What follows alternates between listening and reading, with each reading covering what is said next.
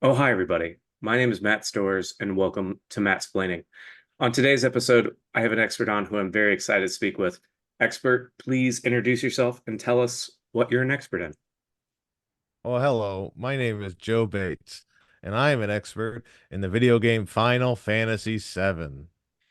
Absolutely fantastic. I have been researching and trying to understand the underpinnings of Final Fantasy VII ever since I was a child, and I think that I've had a breakthrough. I think that Final Fantasy VII is a game that tries to depict what it means to be the ideal male and the ideal partner in a relationship. So, for instance, you have all of these different representations of what masculinity could be. The stereotypical attractive young man with the spiky blonde hair, as we all know, the most important, wearing purple, Hmm. having everything you would need to be attractive, and being 5'7", the perfect height for an attractive male. And then you have him carrying a sword much too large for his body and everything you need, just the quintessential things. And then on top of that, he doesn't know who he is, which means he's mysterious. And so that's taught a whole generation of young men to be as mysterious as possible. And that's how you attract women in your life. That's Okay. how you attract friends in your life, other men Yeah. to be around. That's how you get a dog who is sentient, like, but like very sentient, like a human in level intelligence. And then that's how you get like robot companions that are also cats, but still by being mysterious and then going Mm, on your journey. uh, That will also bring you into people that are potentially too mysterious, these people that are living in coffins and the bottom of mansions. And that's a demonstration of like, oh, maybe don't be that mysterious, but recognize what makes that individual attractive. And then there's the dynamic of like, if you want to be like really scientific and like an engineer, you definitely don't want to have some of the negative traits that the character Sid has, where he's really mean to his employee slash love interest. He's cursing all around. He's smoking. Oh, and the number of kids that started smoking because they like Sid too much. You could tell who had a bad home life based on whose favorite character was Sid. And what do then you have the stats on the number of kids on that? I do. I believe it's about 75% of people that had Sid as one of their main three ended up Okay. smoking. So whether it became habitual, whether or not they switched over to vapes, I don't know. It's some tobacco use You don't during want to get life. stuck on the crosstabs, so I understand. Yeah, it's a much harder thing. And then you have Barrett, of course. What can you do if you're a person that has suffered in irreparable damage to your appendage?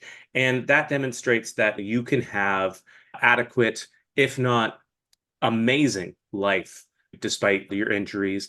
And then you have the female love interest, typically in games and typically in our creative depictions, our journey, so to speak. We have the mother and we have the sexual icon. Here we have the girl next door who is ready to beat anybody up. Very cool. And then we have the flower salesman who is mysterious and magical. And I think that that kind of subverts some of the expectations when it comes to the female love interest. And I would be remiss if I didn't talk about the stereotypical alpha male that is depicted in the Hmm. game, Mr. I believe, Different Sephiroth. pronunciation than I'm used to, but sure. Okay. Yeah, so it's they put together Sep, her, like as in like him, and then Roth as in to work. And Okay. I thought it was so an Eli Roth reference, but that no, makes more sense. yes, yeah. So Eli Roth actually chose his name because he really identified with this character. And so that character is the stereotypical alpha male. Again, very long sword, but thin, a very thin sword, the platinum white hair, and cool duster, as well as a significant predisposition with his mother, which a lot of Hmm. people don't think about when they think about alpha males and these guys that are trying to put themselves over other people in the world, are trying to disrupt the life stream and disrupt everything that the world holds dear. They really are hung up on their mother, and really they could stand to go to therapy as opposed to taking over the world. Now, based on how much you've heard so far, about how much of that would you say was accurate? I would say out of 16 Final Fantasies, it's 13, which is Okay. the worst one. Okay, good. Yeah, tell me about Final Fantasy. I mean, there's a lot. There are some things you said, which is sort of what the characters are, but let me just paint a picture. Okay. You're a 13-year-old boy, Matt. Hmm. You remember being a 13-year-old boy? I have some thoughts. I believe I was mostly going to museums and watching nature documentaries. Yes, you're watching TV, playing video games. You never left the house, exactly like I was. And you play a game, and in the game, and you tell me when something isn't cool, okay? Okay. Feel free to go, hey, actually, that isn't cool for a 13-year-old boy. That is a dude with a really, really, really big sword.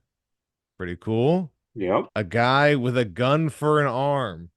That's pretty cool. A dog that's sort of Native American. Hard to argue with that. A fortune telling robotic cat that you don't really know is a robot, but until you read afterwards that he is a robot, you don't really understand it. But Hmm. it is a cat riding a big stuffed animal. That's pretty cool. A bartender that can fight. And Also cool. yeah, that's cool. Astronaut who drinks and swears. Exactly what I would think is cool when I was 13 years old. A ninja. Oh, yes, the ninja. I forgot. You didn't mention the ninja. Well, it's a secret character, so it makes sense. And a vampire that has a gun. Come on. Those are covering all the cool bases, if I'm going to be completely honest with you. And a flower girl wizard, which for some people isn't cool, but I know you, Matt. I know your botanist energy. You would be like, that's the coolest character. And honestly, she might be. Now, the alpha male Sephiroth, Roth. I don't know about that. He was cool at the time as an evil villain, but the older you get, the more you're like, this guy is pretty lame. Yeah, he's got some hangups, put it lightly. But the villain, oil companies, Hmm. that's cool. The villain, Mama's Boy, nobody likes a Mama's Boy. Right, especially when you're 13 years old. No, exactly. Because when I was a big no parent kid. Hmm. I don't know what they called them back then. It was a different time. Orphans, I believe they were called. Or yeah, they were orphans. This is a side note. One time we passed by an orphanage and it was like a nice school, and my mom goes, "I guess it really pays to be an orphan." That just always stuck with me. Um, Yeah, that's something to unpack in therapy, I feel. That's okay. Yes, but Final Fantasy VII, this game is unbelievable. It's got twists. It's got a very complicated story that I didn't understand till much later, and they had to add a bunch of stuff. There is a sequel movie to the Hmm. game. There was a prequel game built for the PSP that nobody played. There was a even more prequel game that was built for just Japanese mobile phones that never made it here to America. Cool. And there was a sequel, much later on sequel game that was just a shooter that Huh. was just Vincent shooting people. That's, I mean, it feels like they went back to the source material and really Mhm. tried to flesh it out and expand it. What's kept you interested in this over the years? It's cool. That's exactly, I mean, it goes back to the thing. This is cool. It's a game that you play through a story, and what they really nail in this video game, and it's a traditional JRPG. For those that don't know it, it's sort of turn-based, but there is kind of it's called ATB, active turn-based game. There is constant movement and constant choices that have to be made of what your character is doing. It's not like a fully turn-based game where you choose, they choose, you choose. You're just both choosing at the same time, which is a little bit in the weeds for it. But you play it, and then it's got crazy characters, crazy side characters, crazy side quest. You dress like a girl for one part just so you can take down an evil. I don't. I guess he's just like a mob boss. Yeah, I think he is a mob boss, if I do recall correctly.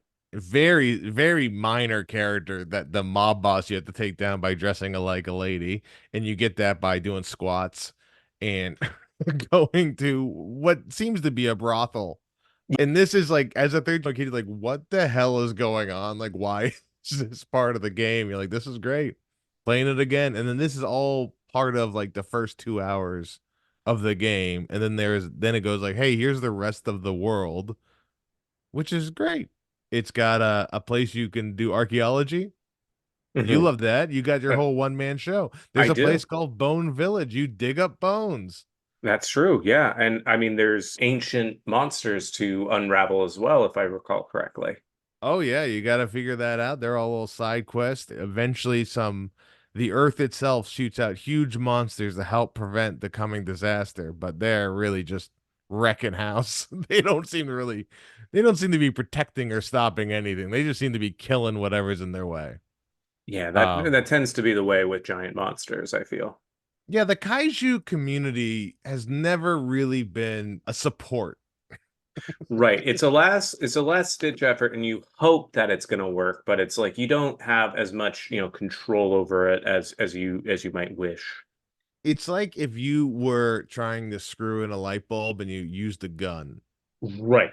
It Like might work. if I just shoot the side of this light bulb, it'll turn it enough to screw it in, or it'll kill my upstairs neighbor. Right, but there's a chance that it'll work. And And it's a chance you gotta take. exactly. You've got no other choice. If the roof is too high, you don't have a ladder to get up there. You got to Hmm. get it on. When you play the game, who was in your main party, or were you a person that really switched out the characters pretty often? So here's an interesting part, and Matt, you can tell me: should I spoil the game or not? I mean, This game was made.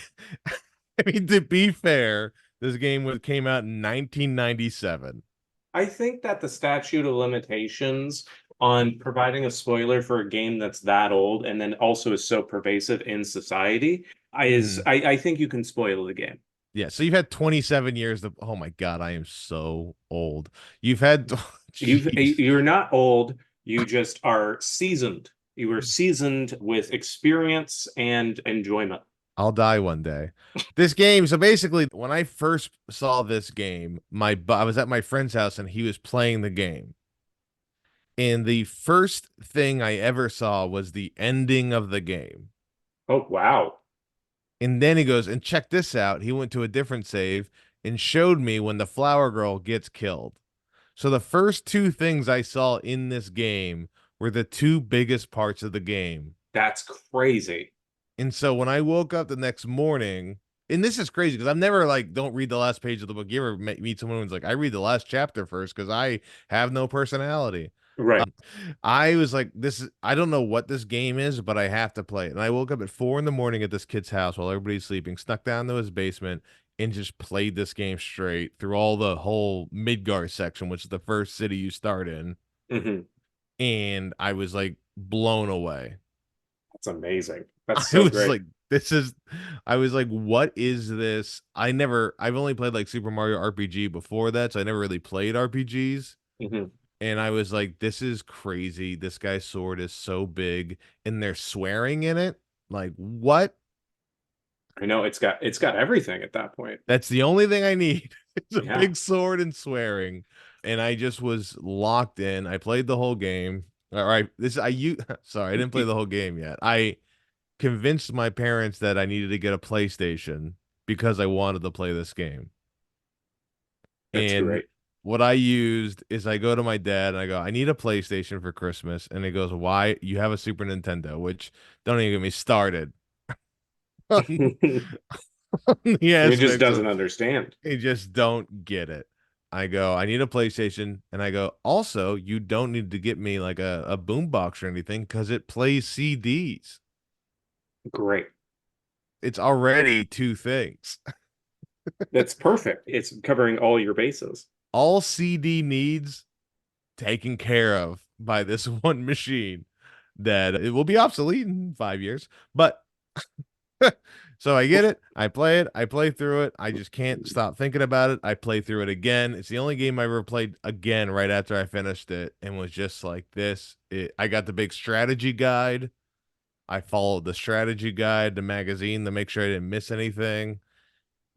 That's wonderful. I miss those old strategy guides. Yeah, I do too. There was Final Fantasy 9 is when they switched to like they had a strategy guide, but the guide kept telling you to go online to their website, Right.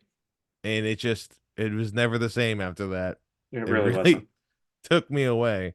But I played through it, and this is like there's so much detail and deepness to the game that like I mentioned earlier there was a prequel game made for the PSP. That entire game is based off a secret hidden scene that you just would never know about unless you specifically did one thing in the game that had no purpose. Oh, wow. So the whole game is based off this one scene. That's wild.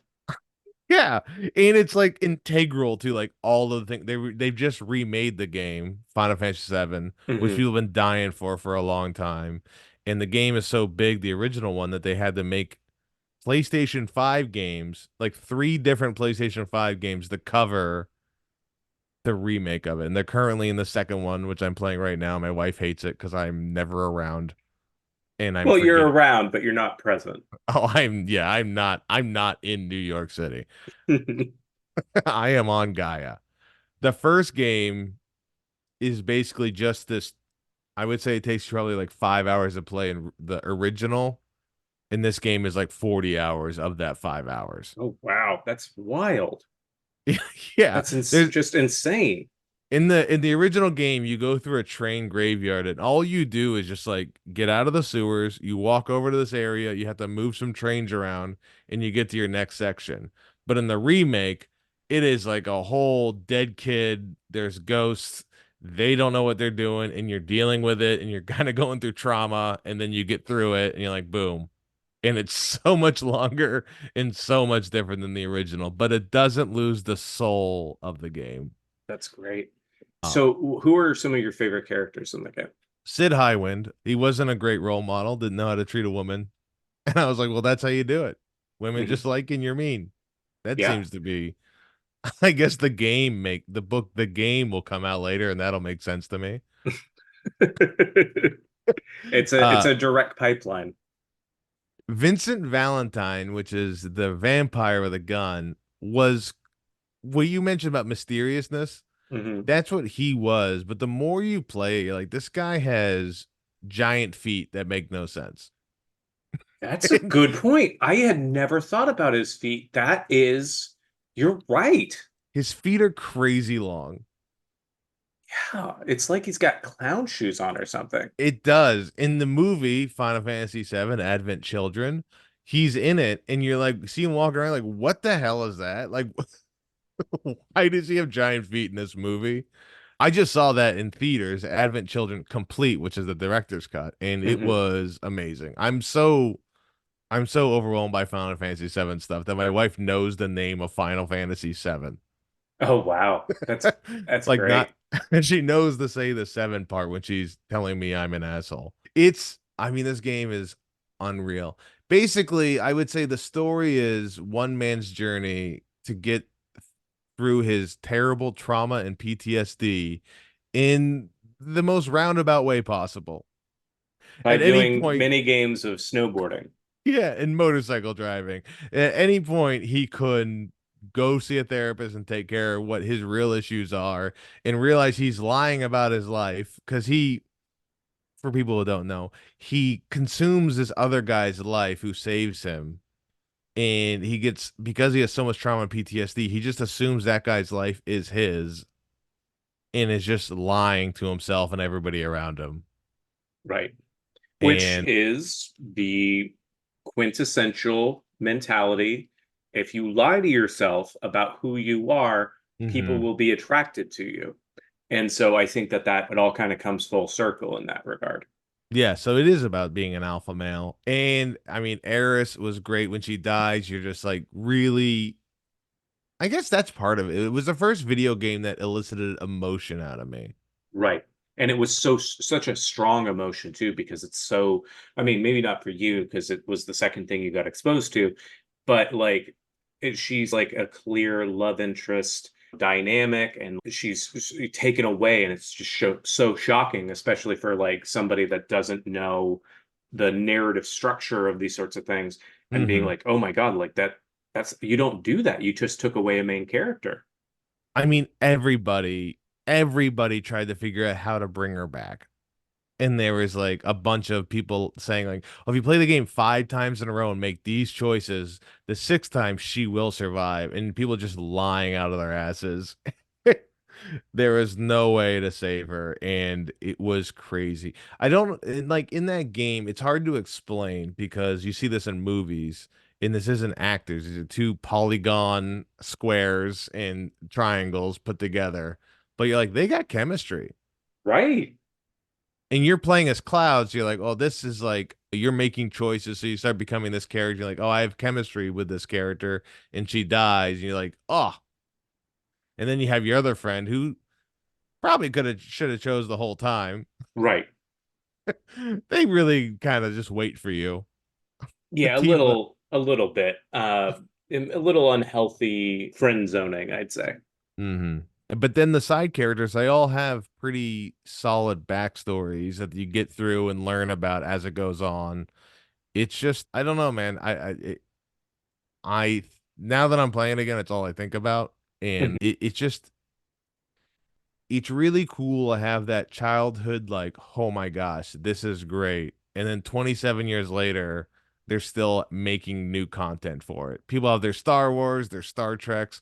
I've got Final Fantasy VII, and it's perfection. It's absolutely beautiful. Joe, this has been so insightful for me. If people wanted to learn more about you or learn more about Final Fantasy VII, where would you recommend that they go? I recommend they play Final Fantasy VII right now, and then I recommend that they play Final Fantasy VII Crisis Core. Then they go watch Final Fantasy VII Advent Children Complete. Then they play Final Fantasy VII Remake. It's not a remake. Remake is like remaking the game. And then they get the new game, Final Fantasy VII Rebirth, and they just play that. That's gonna probably consume like 200 hours of your time. I Mhm. think you gotta do that. Quit your job, quit your life. Just this next week, let it be all you do. Let it be all you do. Or you can follow me at Joe Bates Comedy, where I share different things about my life, which is mainly just playing this game right now. In the podcast I do with my wife, which is This is a Good Movie podcast, where me and her make each other watch movies that we saw when we were young that they never saw Oh, because that's wonderful. we want to tell them this is a good movie. You got to see this. We've done things like she made me see The Secret Life of Walter Mitty, The Princess Diaries, and I made her watch Eternal Sunshine of the Spotless Mind and RoboCop. So, It's the balance there is perfection, and I love it. yeah. Don't watch High Fidelity again. He's a terrible guy. He really is, isn't he? It's crazy. When I was a kid, I didn't think he was terrible, but he is a he's a pretty bad guy. Yeah, it's pretty bad. Fantastic, Joe. This has been absolutely wonderful. I really appreciate it. Oh, thanks for having me. And down with Shinra Electric Power Company. My name is Matt Storrs, and this has been Mattsplaining. Before we go today, I want to thank Ryan Lawson, my dear friend and all around okay guy, for making the theme music for Mattsplaining. And if anyone needs music production or mixing services for any of their projects, Ryan can be reached at beatblenderstudios@gmail.com or at Beat Blender Studios on Instagram and TikTok.